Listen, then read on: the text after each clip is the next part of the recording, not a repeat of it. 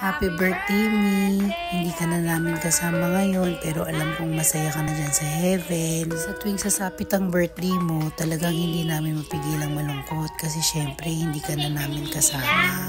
Yan ang gusto ko. Oh, may Pablo! Wow! Nakakamiss lalo na ang tawa mo, pati ang halakhak mo. Eto, wala ka ulit packing. Diyos ko! Oh, certified plantita! Ayan ang nanay ko. Tingnan nyo naman, certified plantita yan. At laging present sa mga ganap. Sobrang supportive din niya sa lahat ng bagay.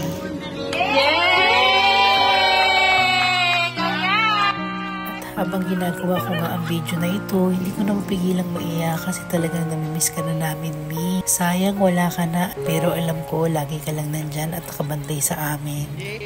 Miss na kita at mahal na mahal ka ni Becky.